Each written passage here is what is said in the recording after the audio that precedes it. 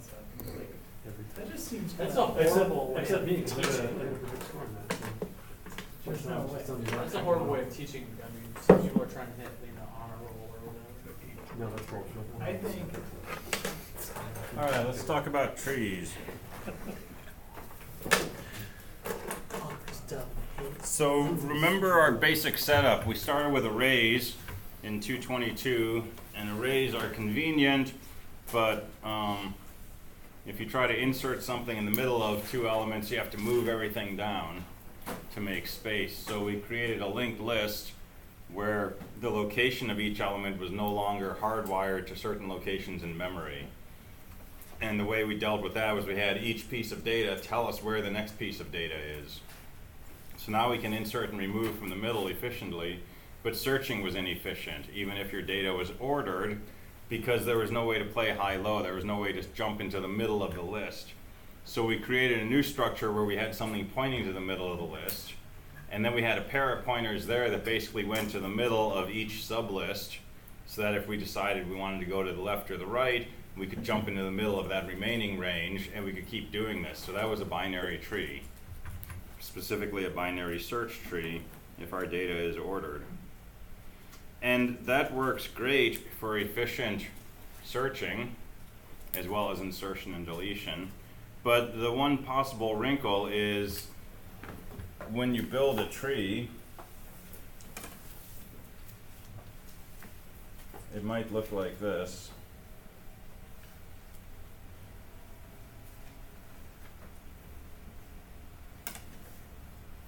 Or it might look like this.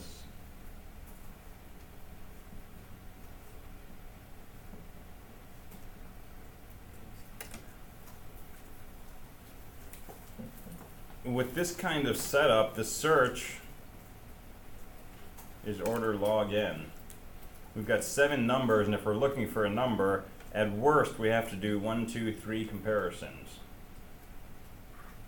And for 1,000 nodes, at worst, we're going to have to do 10 comparisons, right? Basically, whatever the height of the tree is, that's the worst case number of things you're going to have to compare to what you're searching for to either find your data or reach a leaf and say it's not in our tree.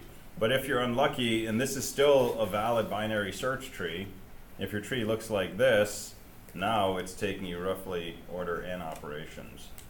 And we're back to linked list performance, because that's really just a linked list with extra pointers that don't buy us anything. So we'd like to avoid this, and we'd like to keep this. And the trick to doing that is being careful what happens as we're building our list. So suppose our data comes in this unfortunate order. Suppose we get the number 10. Well, that's our tree with a 10 in it. That's fine. When we get a 20, that's going to go to the right of 10. And this is as balanced as we can hope for a tree with 2 nodes, right? But when we get a 30, we have this. And if we had gotten the data in a different order, if we had gotten a 20, and then a 10, and then a 30, another binary search tree with the same numbers in it, but this one is balanced, right? Worst case, we have to do 2 comparisons. This is unbalanced. Worst case, we have to do 3 comparisons. So remember this idea of balance, right? A tree was balanced if the left and right trees had heights that were close to each other, and the left and right subtrees were balanced, or if the whole tree was null. Okay, so that was a recursive definition. And our goal is going to be twofold. One, to be able to identify when a tree becomes unbalanced, and then 2, to do something to restore its balance. And if we add 1 node to a balanced tree and that unbalances everything, it's pretty easy to restore that balance. If you add 10 nodes and then check and say, oh, my tree's unbalanced, it's a lot of work to go back and figure out what you have to do to restore the balance. But if you catch it after you add 1 node, it's going to be pretty straightforward. And the same thing is going to happen with deleting. When you delete a node, it can become unbalanced also. For example, if I were to delete 10 and 20 and 30, right, then I have an unbalanced tree again.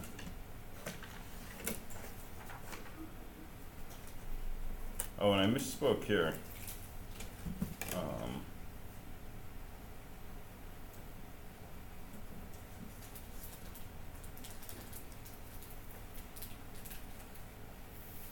we still declare arrays like this. The difference is with this primitive type int, we don't have to do this where we construct each individual integer. Right? Just like we can say integer x instead of integer x equals new int. Right? But the array declaration is still in that form. It's a sidebar. All right. So in order to do this analysis as we're inserting things, we want to introduce another concept. This is something called the balance factor.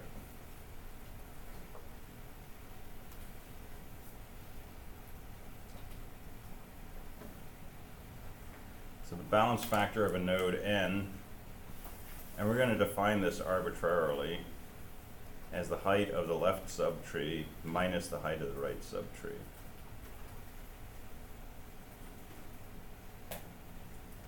I could do right minus left, bless you, but it's going to be symmetric.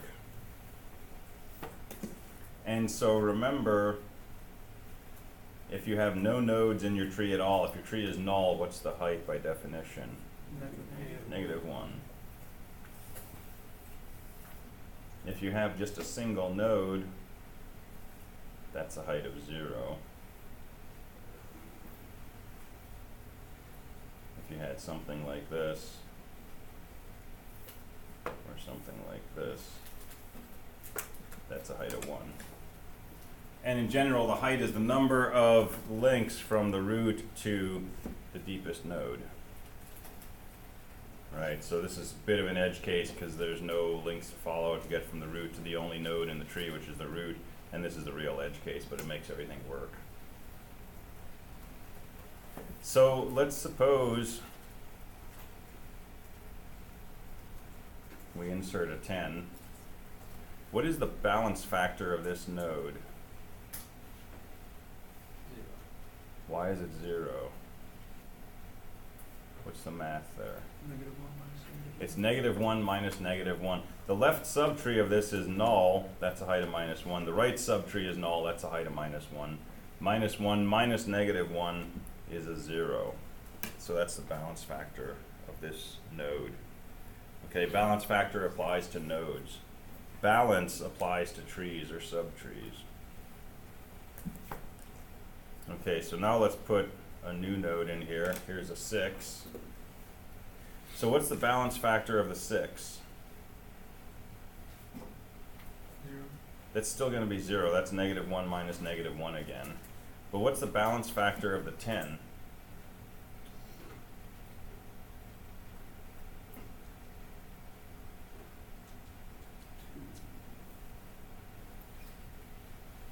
Any other votes? 1. Any other votes? So- Is it -1? So we have 4 votes so far. So what's the left subtree of the 10? The tree, what's the left subtree look like? It's just a 6. It's just a 6. What's the right subtree of the 10? No. That's null. So what's the height of this? And what's the height of this? So 0 minus -1. That's +1. So that's your balance factor. Yay! Alright, so balance factor of a node, you want to find the left subtree, find the right subtree, look at their heights, subtract. Okay? So we got subtrees, we got heights, we got balance factors.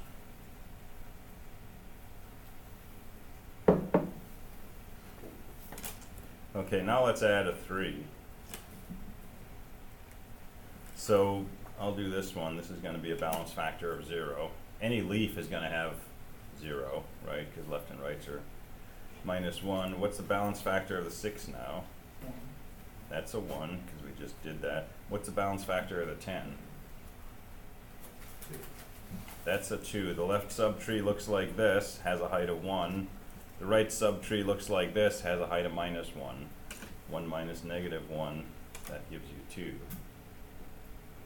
Okay, here's the thing. When we find a node with a balance factor of 2 or -2, we know that we've got an unbalanced tree, and that the unbalance is happening somewhere around that node. We could prove that with induction, but we won't. And if the tree was balanced to begin with and we've added or removed one node, we're not going to find a balance factor of 3 or minus 3. But we might find a 2 or a minus 2. If we don't, if everything is 1, minus 1, or 0, the tree's still balanced. We don't have to do anything. But if we find a balance factor of 2, we have an unbalanced tree. And we want to take some action to correct the balance. So here's what we can do in this particular case. We've got a 10 and a 6 and a 3. We're going to change it to this.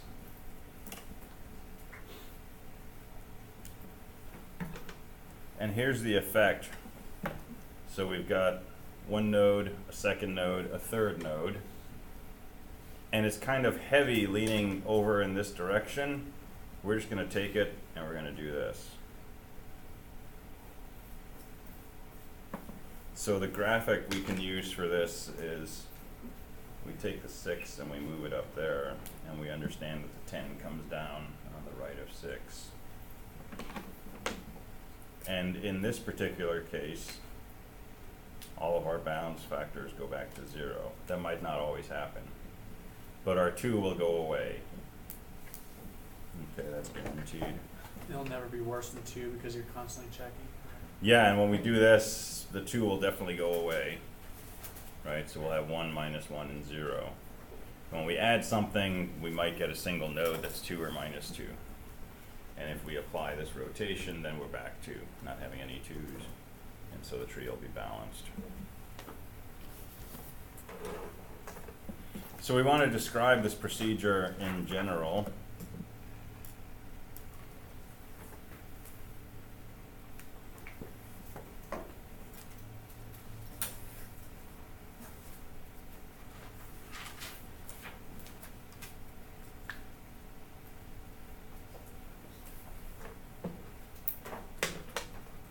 So this was a case where we had a balance factor of 2 and 1.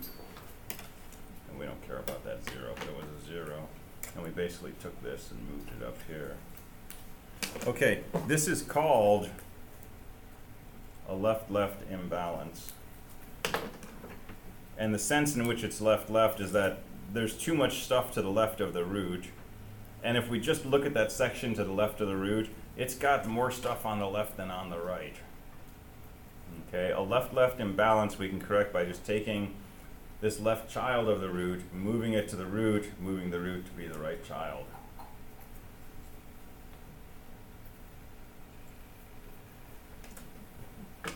So this is balanced.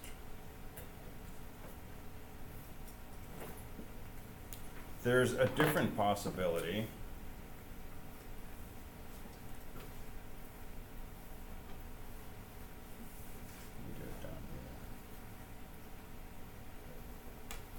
You might have added an 8. So we started with a 10, we added a 6, and went to the left. We added an 8, it came to the right over here. This is imbalanced also.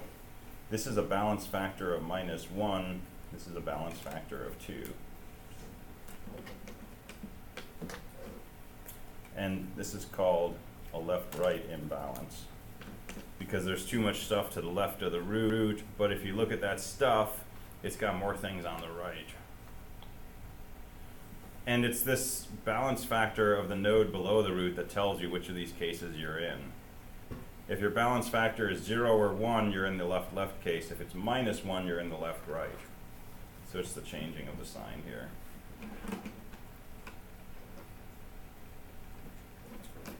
And here's what we do with a left-right.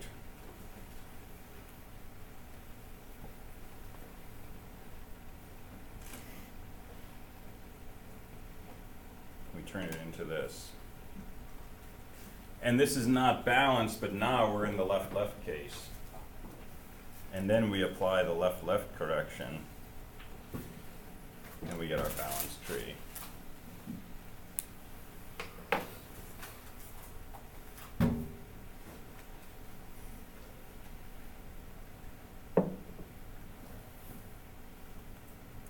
So first you want to aim so that all of your everything is positive. and then from there you can, Basically, yeah. And all of this, there's a symmetric case, which is right, and right, left. Right, so if everything here was over on the right, that would be right, and we'd do that, and we'd come down to balance. And if it's right, left, it hangs down into the left, and then we'd bring it into a right, and so on. So left, right looks like this. And first thing we do is turn it into this, and then we do that. Now, why do we turn it into this? Why do we turn it into this instead of just doing this? Keep the numbers in order. Keep the numbers in order. If we bring this 8 onto the left side of 6, we violated the property of being a binary search tree. 8 is supposed to come after 6, so by moving 6 down to be to the left of 8, 8's still going to come after 6. And all of this is still to the left of 10, which means 10 comes after everything that was below here, so that maintains the BST. And then here, 10 should come after 8, so if we move it down to the right, it still comes after 8. And so it's still a binary search tree. So that's the essence of these AVL trees. So an AVL tree is a balanced binary search tree. And that's the whole essence of it. You have balance factors on each node. When you make a change to the tree, you look for a balance factor that's 2 or minus 2. And if you find one, you apply 1 or 2 of these corrections to restore balance. There's details here, though, because these nodes might have other things hanging off of them. But it's just an algorithm. Okay, so that's pretty visible. What does AVL stand for? It's, I think, 3 people's names. Wow. And we shouldn't diss them just because they're hard to pronounce. Oh, Adelson, Valesky, and Landis. There you go. Where'd you see that? Oh, right there at the very top, the data structures and algorithms. And Oh, yeah. Oh, okay. Adelson, Valesky, and Landis. There you go. Two.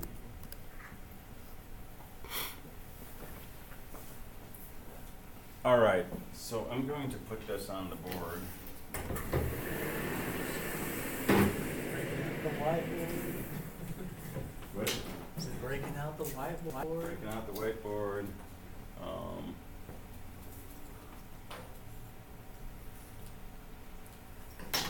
wait, I have my own marker.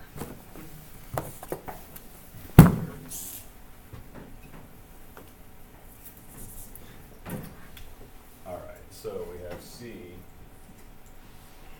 and A and B, and I'm going to draw these triangles to represent other stuff in the tree. And those could be completely null, or they could be huge subtrees themselves. And this is left, right. And you can tell this by a balance factor of 2 and a balance factor of, should be minus 1. And then this is going to change into a left-left case, which is C and B and A, and A's left child will still be 1, and A's right child will be 2, and there's B, and B's right child will be 3, C's right child will be 4. This is a balance factor of 2, and this is 0 or 1. And then this will go into a balance tree, which is B, C,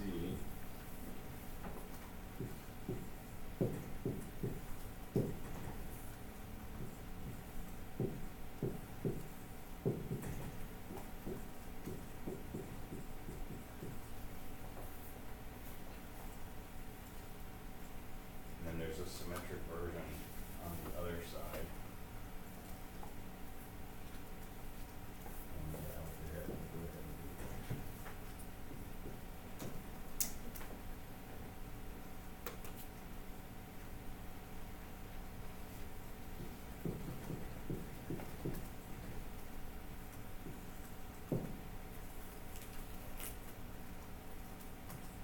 Is this balancing function done recursively?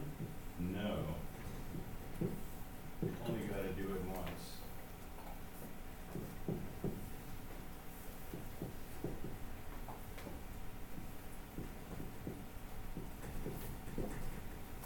C will still have 1, and A will have 4,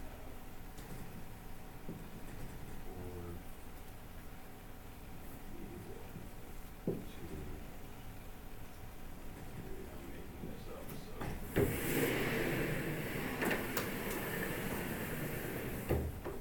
be wrong.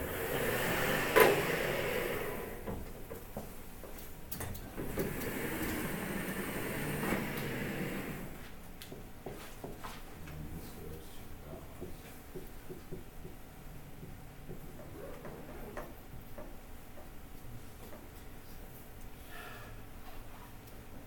Did my ABCs backwards.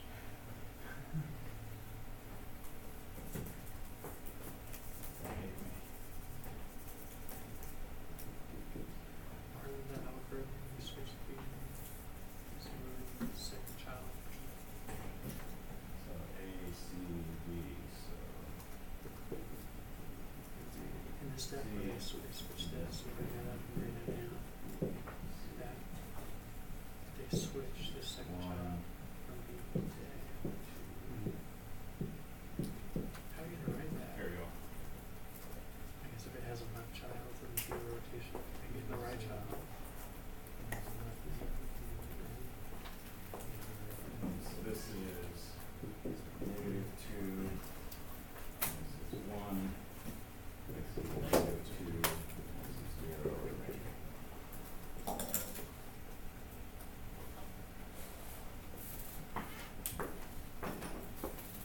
Yeah.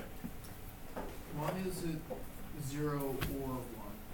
Isn't it just, why won't it just be 1? Because you have a height of 1 on the left side, and you have a height of 0 on the other side. So it just be 1 minus We 0. don't know what the height is. We just know what their difference is. So we know that here the right tree has a height that's 1 bigger than the left, right?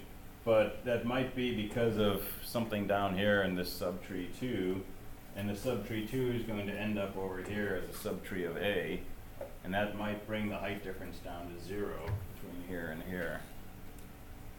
We'll see if we can get lucky and find an example of that.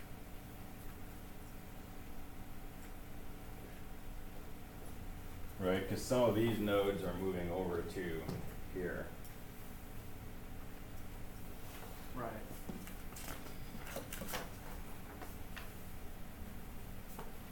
All right, so let's play with some trees.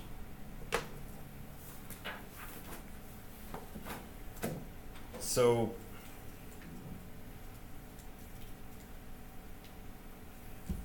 and I'll record an insertion order up here. So we'll start with a 20, and then we'll add a 10, and then we'll add a 5.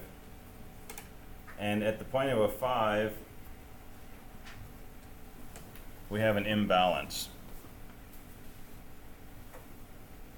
And the 2, 1 tells us this is our case. And so, I mean, if you were writing code, you would set C equal to this node, and B equal to this node, and N4 equal to C's right child, and N3 equal to B's right child. And you really just kind of describe how you want to change this into this, right? So you change B's left child to be A, and B's right child to be C, and so on. And you return that as the root. So we'll do something similar on paper here. So this is A, B, and C, so it tells us B should become the new root, and A should be on the left, and C should be on the right. So there's our balanced tree.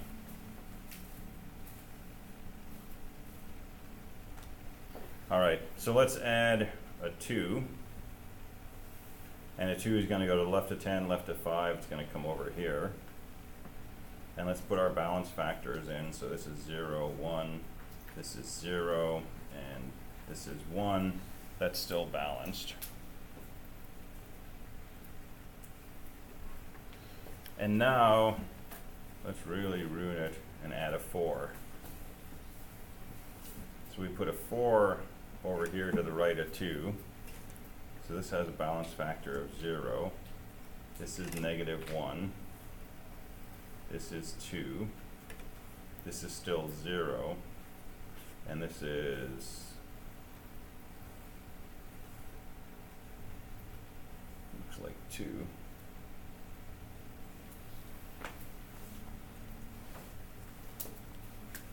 Alright, so move up and find where the first imbalance is. This is where we need to make the correction. And if we correct this, that root factor will go away. So we have a 2 and a -1. That's our left-right case. Alright, so what are we supposed to do? We're supposed to basically swap A and B, and then we have to do something with B's left child. That's going to become the new A's right child. So we're going to swap B and A, so this is A and B. So we're going to swap those. So we'll have 4 and 2 and 5 and 10 and 20.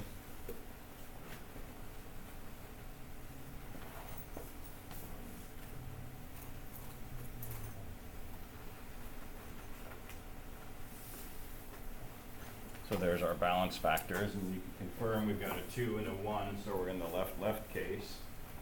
And so again, A goes up to, or B goes up to the root, A stays on the left, C goes to the right. So we're rotating this, so this is going to become 10 and 20 stay the same, 4, 2, and 5. And now this has a factor of 0, 0, 0, 0, and 1.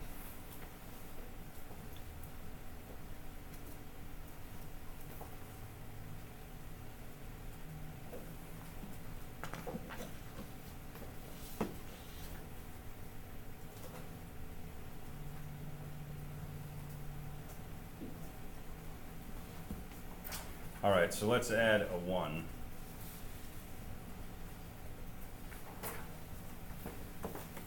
Balance factors 0, 1,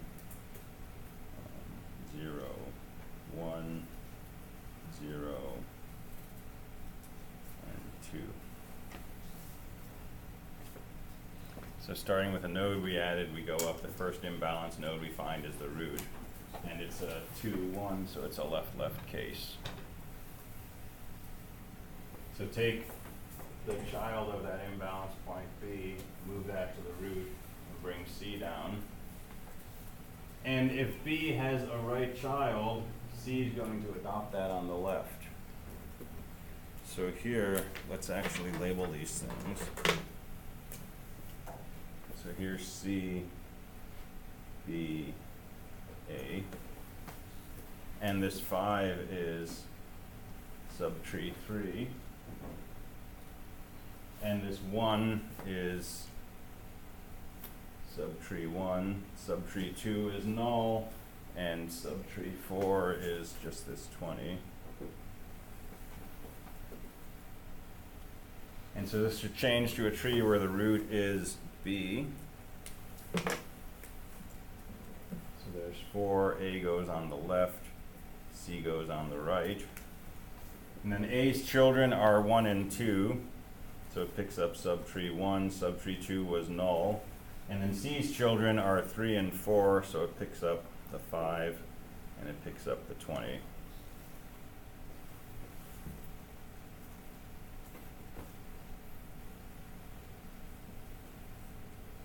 And that's a well-balanced tree.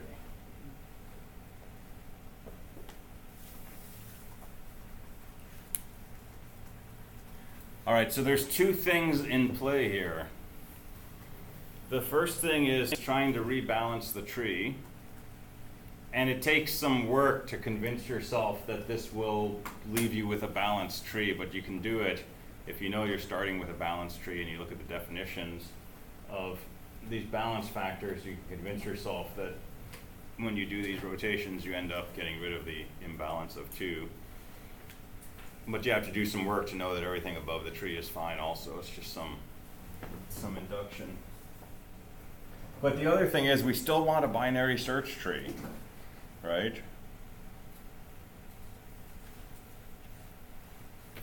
And so in this case, right, this left-right case, we're transforming from this to this. Well, what's the search order of nodes in this original tree? We're going to start off and we're going to traverse the left subtree, right? We always do left node right for a binary search tree. So we're going to traverse the left subtree, which means we're going to traverse the left subtree of A. So we're going to visit all the nodes in subtree 1. And then we're going to visit the root, which is A. And then we're going to traverse the right subtree, which is this B2, 3. Which means first we're going to visit all the nodes in subtree 2. And then the root B, and then all the nodes in subtree 3.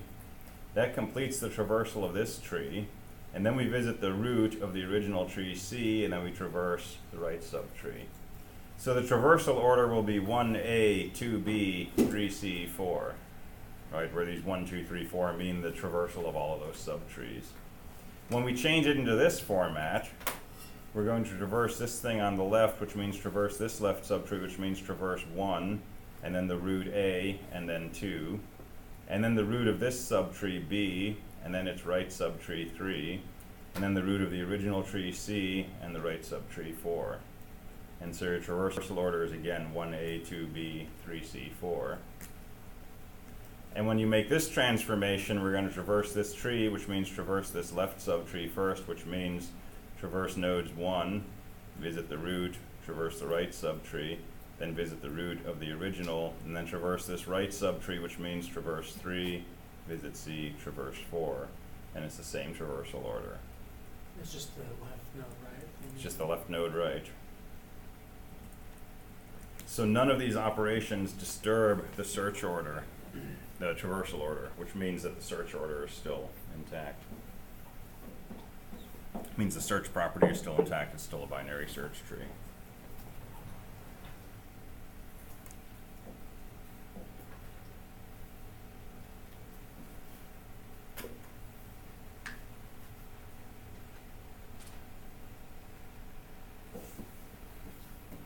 So coding this is interesting.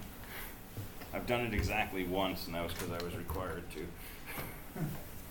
You're not going to have to code this in general, right? Because someone's not going to pay you to write code for an algorithm that already exists, right? We use these things, and there's packages that implement this and so on. But it's useful to have seen this and to understand what's going on when you do these insertions and deletions. And it's a pretty slick algorithm. It's a fixed order of complexity, right? We don't have to recurse, we don't have to work our way up the tree. You basically have to do either 1 or 2 sets of operations to restore balance.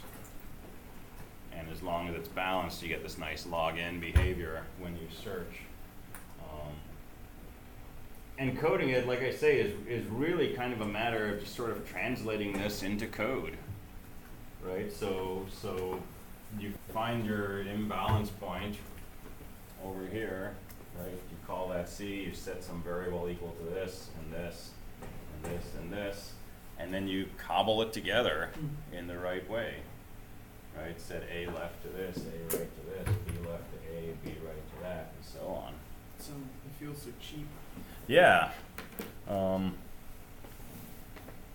that's where this stuff gets really fun in some way and really kind of like satisfying, because if you know this is what you want to do and you can just write a line of code to do each of these operations, right? That's powerful.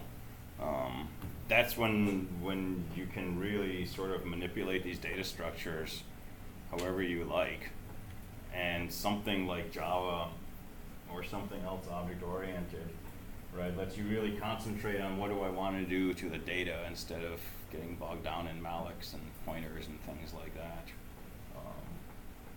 So I'm probably not going to have you code this, although I'm not 100% decided yet. But it's a good thing to do when you're looking for an excuse to brush up on some of this stuff, or if you kind of take the summer off and you want to get back into this before you start junior year courses, right?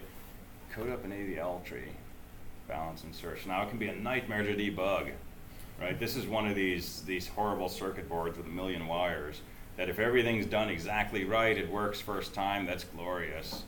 And if something's not quite right, it can be a real pain to try to find it, because you need to basically draw pictures, and well, you need to isolate a test case that fails. And if you can do that, that's a good start.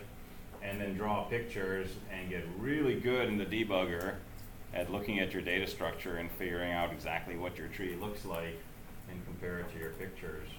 But it's an exercise in sort of developing those debugging skills and getting better with Eclipse Debugger or JDB, or maybe writing something that prints out trees for you like this, so that you can do some quicker analysis. So it's definitely a worthwhile thing to do. If you feel like tackling it sometime. All right, so questions about this? I feel like I missed an assumption here. Those triangles are already balanced subtrees, right? The whole tree was balanced to begin with, so yeah, these will nothing can have a balance factor different from 0, 1, or -1 anywhere in here, because we haven't changed any of this. And balance factor only depends on what comes below it. But there could be something above here that has a balance factor that's off now, but that will be corrected when we correct from that point down.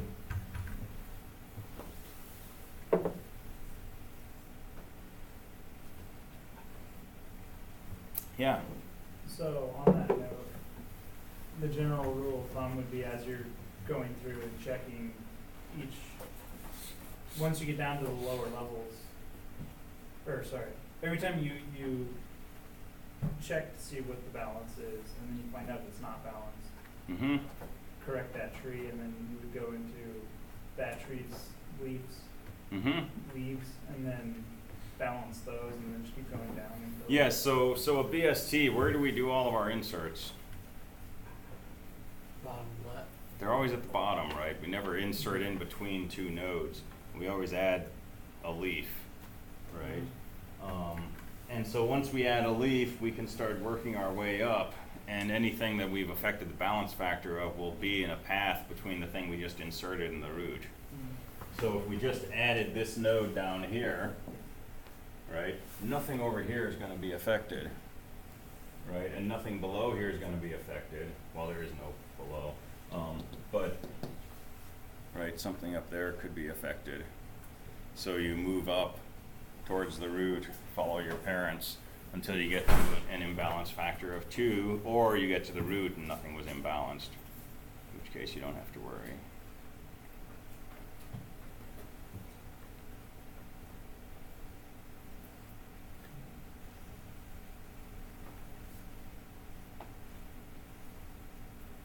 All right, we got 5 minutes. Let me just tell you where we're going. So Wednesday is your midterm. We'll start at 12:10. It'll be 50 minutes. And then we'll take like a 5-minute break at 1, and then we'll come back and we'll talk about red-black trees, which I'll motivate for you in a second.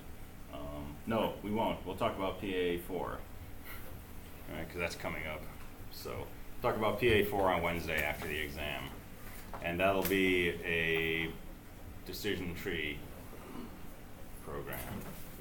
So we'll teach a computer to play 20 questions and to get smarter the more you play it.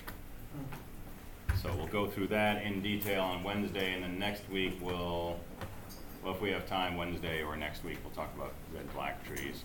So let me get you started on red-black trees for like 1 or 2 minutes. We know about AVL trees, we know about balance, right? Trees that are perfectly balanced. A red-black tree is a different approach to balance, and it doesn't require that left and right subtrees have heights that are within 1 of each other. In fact, you could have a tree where the left subtree had a height of 2,000 and the right subtree had a height of 1,000. And this could still be a valid red-black tree. So a red-black tree is a tree that's balanced in the sense that the two heights differ by no more than a factor of 2. Okay, a multiplicative factor of 2. So it could be 1,000,000 and 2,000,000, right? And we would still consider that balanced enough. And what is that doing? It's putting a constraint on how lopsided the tree can be. But if you have 1,000 nodes, right, our deepest tree could be 1,000, our shallowest tree could be 10. Right? So if you constrain that the left and right subtrees are within a factor of 2, you can put a bound on what the search time is.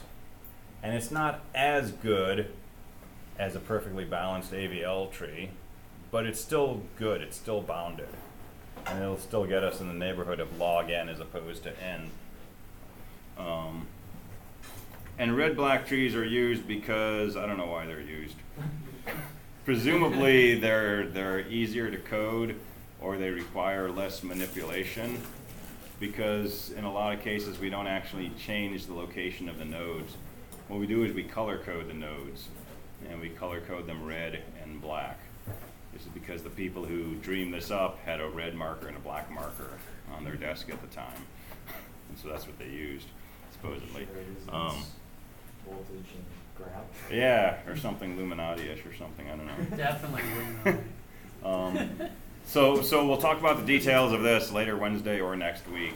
And I'm definitely not going to have you code red-black trees, but I want you to see it just as a way, because it's a different approach to balance. And it'll get us into some other topics like invariance. All right. I'll let you out 2 minutes early. I will see you on Wednesday. Thanks, Kurt.